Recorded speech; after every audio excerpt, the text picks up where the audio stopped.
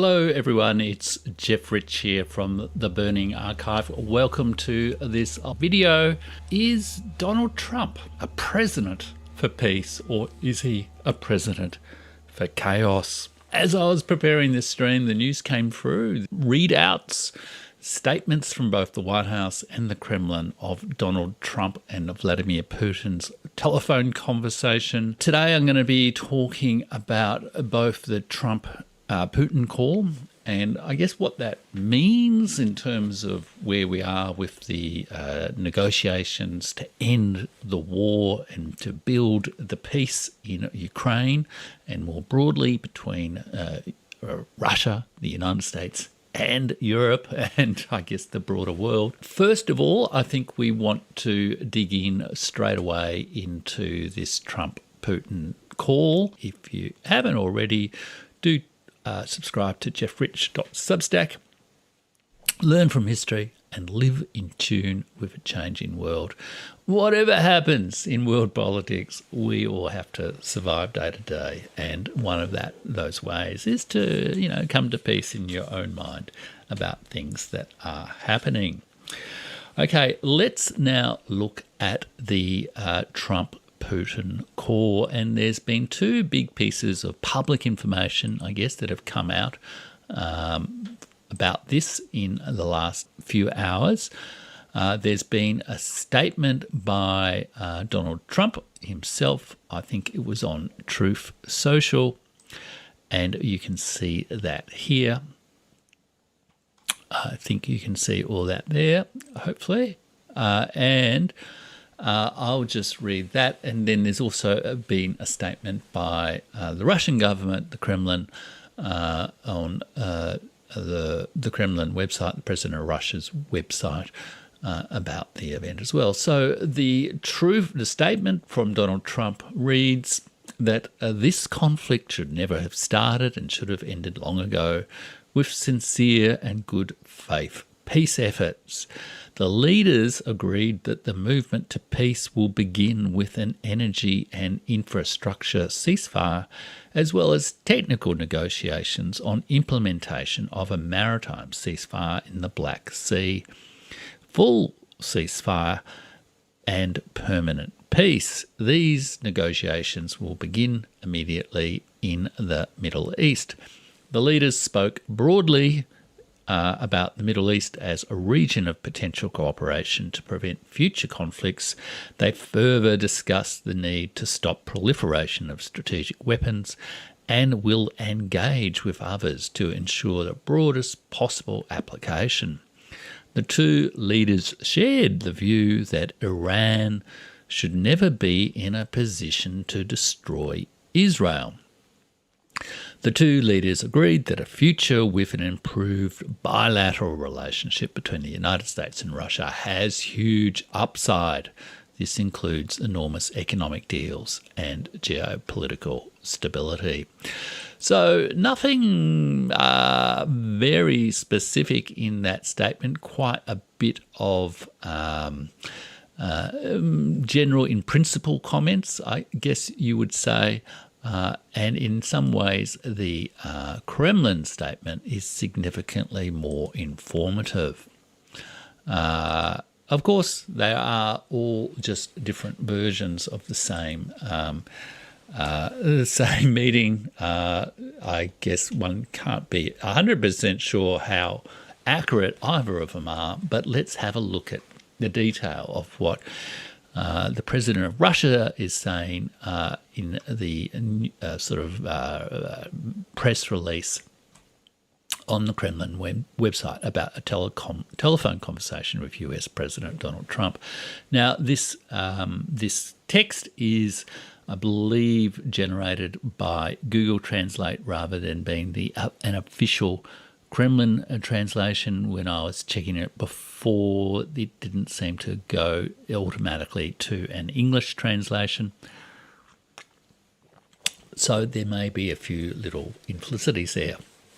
So the leaders continued a detailed and frank exchange of views on the situation around Ukraine. Now, interesting that they say detailed and frank. So the commentary in the White House statement, maybe it was from the press secretary rather than a Truth Social commentary, was not especially detailed and not especially frank, but there was a frank exchange of views, and often the term frank in diplomatic commentary means, blunt statement of differences and differing assessments of the situation.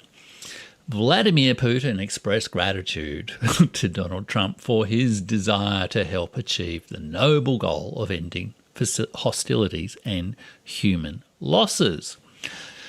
Having confirmed his fundamental commitment to a peaceful resolution of the conflict, the Russian president declared his readiness to work together with his American partners to thoroughly explore possible ways of resolving the conflict, which should be comprehensive, sustainable, and long-term, and of course to take into account the absolute need to eliminate the root causes of the crisis and Russia's legitimate interests in the area of security. Very important sentence there. This paragraph in general is very much a restatement, I guess, of what Vladimir Putin has said a couple of times in the last 48 hours or so, maybe last few days following the 30-day ceasefire proposal, saying that the idea of ending the conflict peacefully is, of course, supported, but we need to explore how this is resolved in a way that actually progresses, not just to a media announcement of a 30-day ceasefire, but to a comprehensive, sustainable and long-term peace that eliminates the root causes of the crisis. Then the commentary says, in the context of the US president's initiative to introduce a 30-day ceasefire, which is an interesting way of framing it. It's not a US and Ukrainian agreed position. It's the US president's initiative to introduce a 30-day ceasefire. The Russian side outlined a number of significant points concerning ensuring effective control over a possible ceasefire along the entire line of combat contact, the need to stop forced mobilization in Ukraine and rearm the Ukrainian armed forces, serious risks associated with the inability to negotiate of the Kiev regime, which has repeatedly sabotaged and violated the agreements reached, were also noted. Attention was drawn to the barbaric terrorist crimes committed by Ukrainian militants against the civilian population of the Kursk region. Now, again, this is reintroducing the statements made a couple of days ago by Vladimir Putin that, with a twist, which is the inability to negotiate of the Kiev regime, that is a long-standing theme that, in a way, the Ukrainian government is neither capable nor legitimate to actually negotiate an end to the war or a peace agreement. Therefore, perhaps its patron needs to step in. But also the commentary that there needs to be detail about how to manage a possible ceasefire along the entire line of combat contact, which stretches for 2,000 kilometres, and how is that actually going to be enforced and policed, and also the fact that the soldiers, the Ukrainian soldiers and foreign mercenaries, including most likely American foreign mercenaries, perhaps dual citizen American foreign mercenaries in Russian territory in Kursk are alleged to have committed war crimes, and they can't just be let go and to escape justice. And then he also comments here that it was emphasised that the key condition for preventing the escalation of the conflict and working towards its resolution through political and diplomatic means, noting the difference between those political and diplomatic means, meaning perhaps a change in political leadership or political constitution even in Kiev. And a diplomatic means, of course, should be the complete cessation of foreign military aid and the provision of intelligence information to Kiev. Now, let me just take this down for a second and comment that this is a very important point that has perhaps not really been adequately emphasised by people, that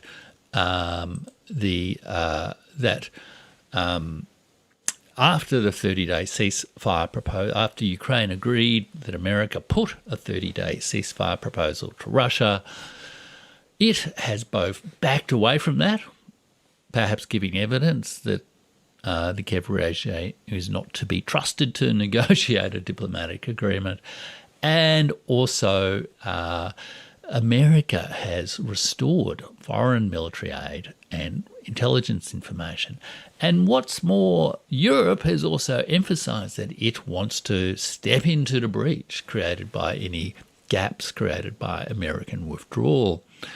So the comment that there should be complete cessation of foreign military aid and the provision of intelligence information to Kiev is very much a very frank and direct statement from the Russian government. I would interpret it as this, at least, that Donald Trump, we have lost some confidence in the perseverance and commitment and sincerity, perhaps, of your efforts to develop peace, because you have resumed some foreign military aid and provision of intelligence information to Kiev, and you have lost control of your European partners who are doing the same. So let's just return then to the detail of the text to complete this sort of assessment of things. So again, in connection with Donald Trump's recent appeal to spare the lives of Ukrainian servicemen surrounded in the Kursk region, Vladimir Putin confirmed that the Russian side is ready to be guided by humanitarian considerations, and in the event of their surrender, guarantees the lives and decent treatment of the Ukrainian armed forces, soldiers, in accordance with Russian laws and international law. So both laws, which also means, they will be prosecuted for war crimes committed on Russian territory.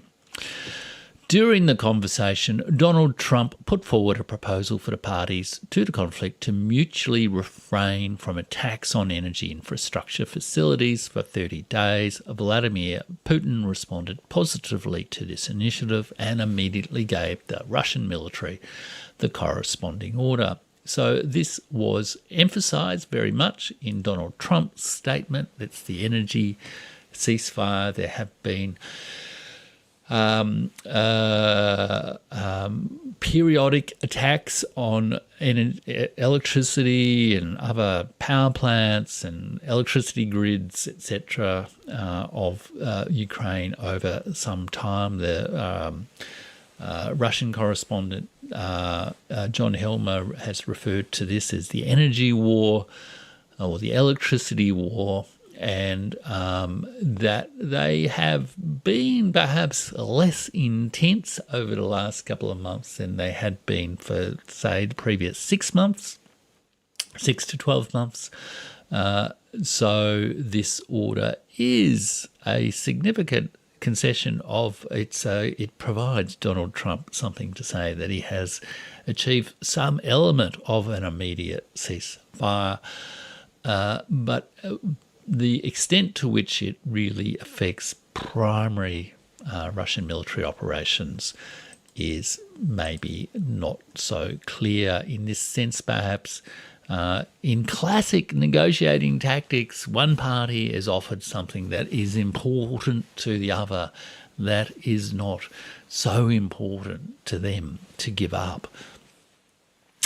During the conversation, Donald Trump put forward oh yes, I've read that. And then finally, last couple of paragraphs we have here, the Russian president also responded constructively to Donald Trump's idea of implementing a well-known initiative concerning the safety of navigation in the Black Sea.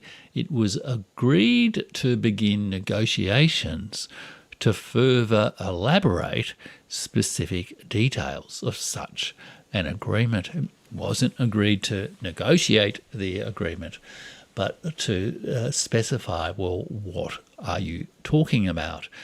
Which is, quite something to say about something which is also described as a well-known initiative.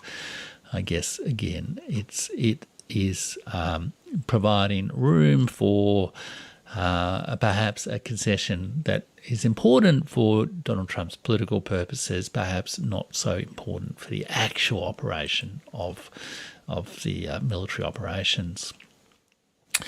Vladimir Putin informed that on March 19th, a prisoner exchange was carried out, including exchanging servicemen. I'll just glide over that, which is still a humanitarian confidence-building measure.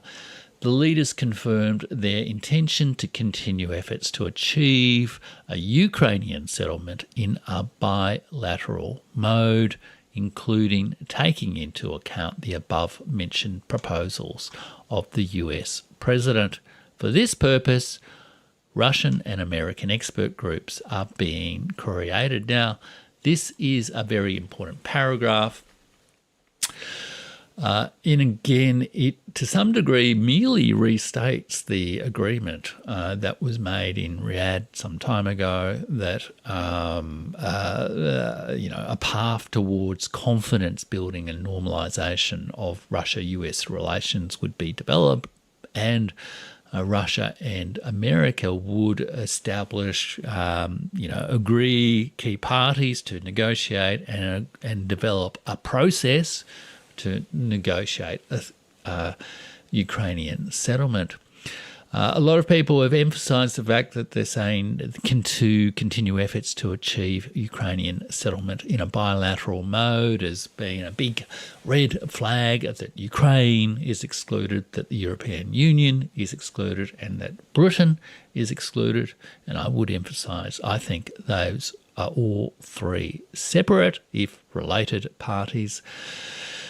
And but I think this is more just generally saying that in Riyadh, our governments agreed that we are the two principal parties to this conflict, and therefore we are the two principal parties who need negotiate the process for getting to a comprehensive, sustainable and long-term peace settlement.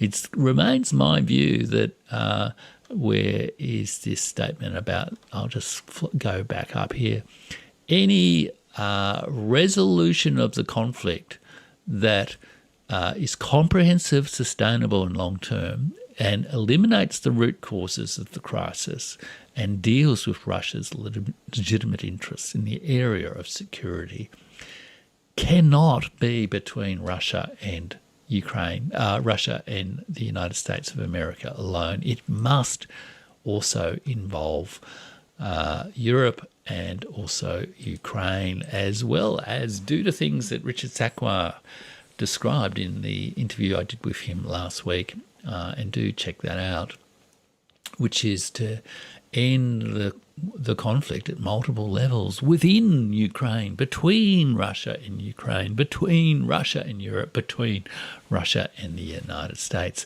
and to some degree between Ukraine, Britain and the European Union. Okay, so let me then return to the fact. Now, the other thing, again, Russian and American expert groups are being created. We are just at the start of this process, and I noted that this is also something that Simplicius, the thinker, has emphasised.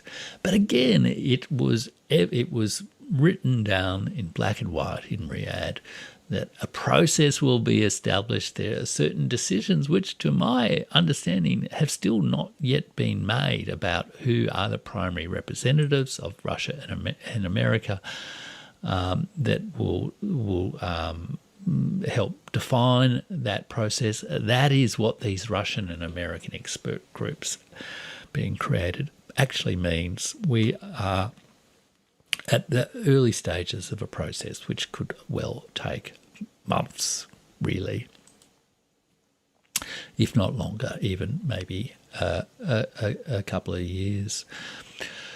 Okay, now, interestingly, again, a very comprehensive statement. This was sort of gestured at by the American statement, but Vladimir Putin and Donald Trump also touched upon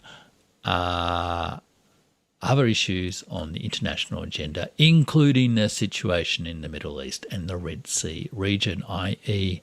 not Iran, but America bombing Yemen. Joint efforts will be made to stabilise the situation in crisis areas, establish cooperation on nuclear non-proliferation and global security. This, in turn, will contribute to improving the overall atmosphere of Russian-American relations, such as in the joint vote on the resolution of the Ukrainian conflict. Again, this conversation was described by Russia as frank. There's no reference to Iran here. There is reference to Middle East and the Red Sea.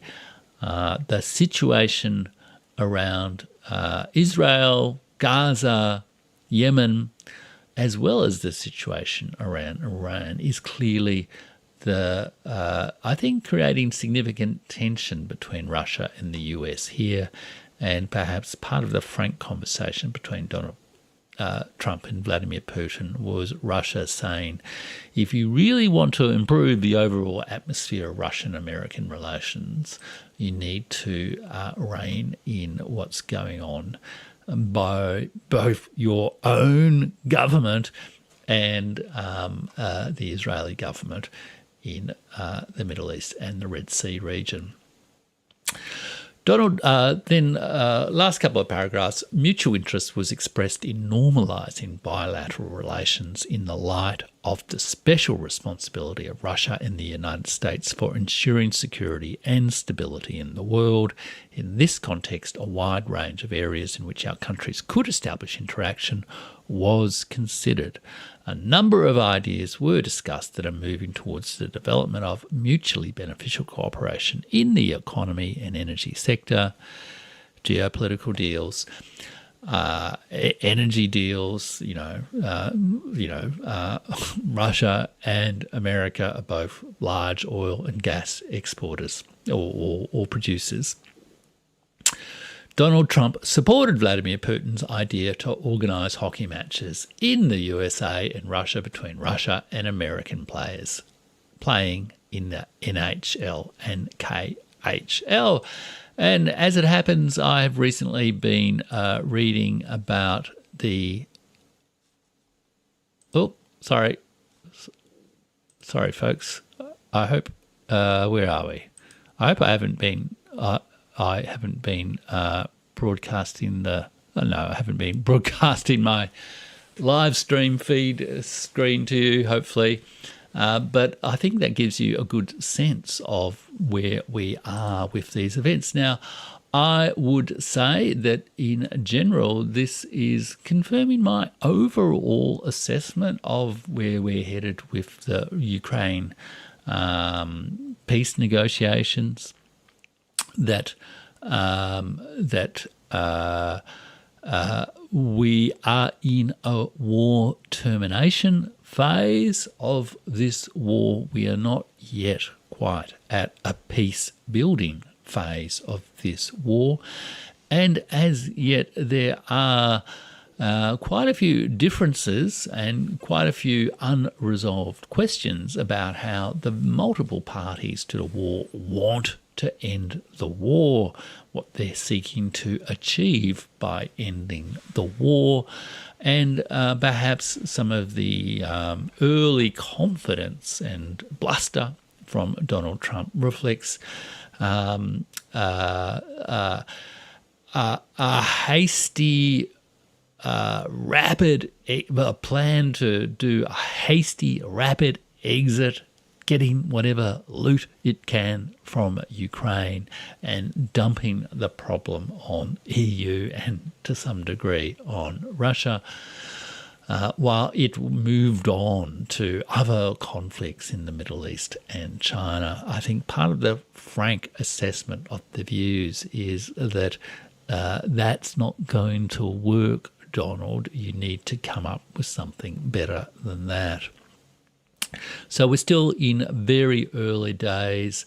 Positive signs, still a very cautious response, an appropriately cautious response given the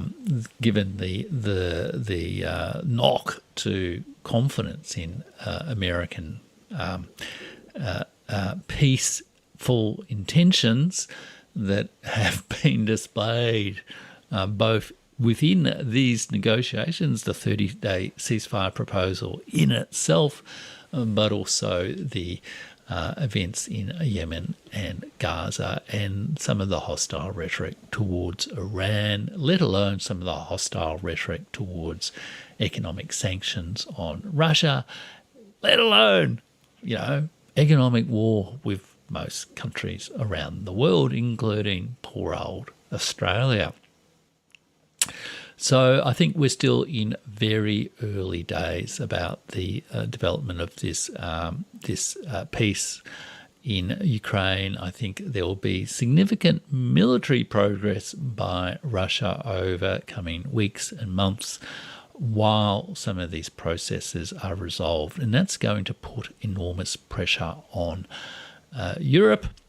And I think a few commentators have been picking up, I think, some of the commentary that I made in some of my earlier videos as well, including the one about the looming refugee crisis, which is that the end of the war may happen sooner than one thinks, or a rapid turn, like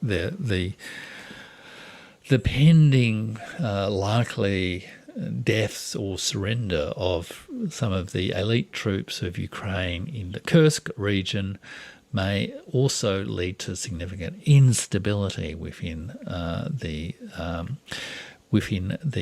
Ukrainian government. And that I saw Nikolai Petro saying there could well be serious